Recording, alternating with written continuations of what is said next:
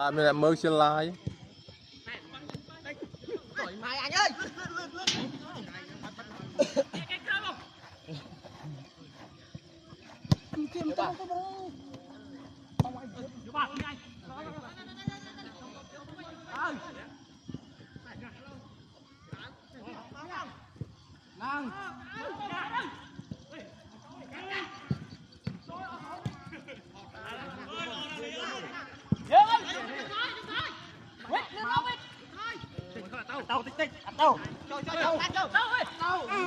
ôi vô bay các bạn ở tiệt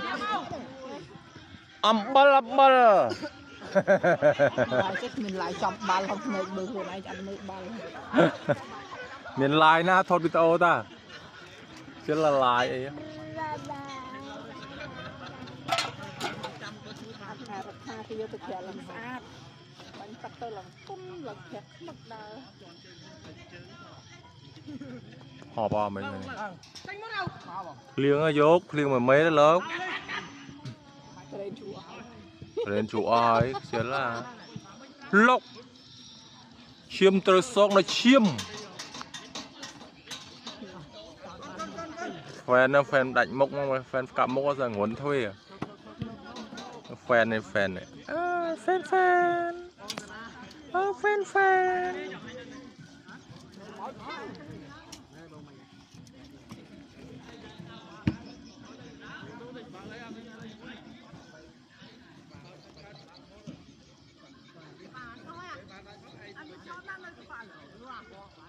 cho mà đi thọ đau chứ thôi đây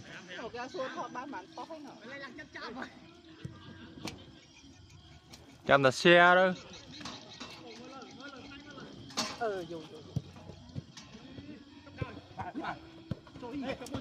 sút môi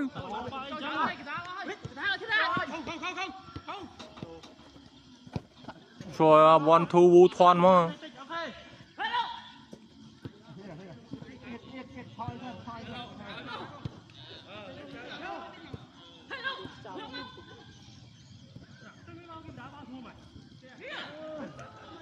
vô chân tung chân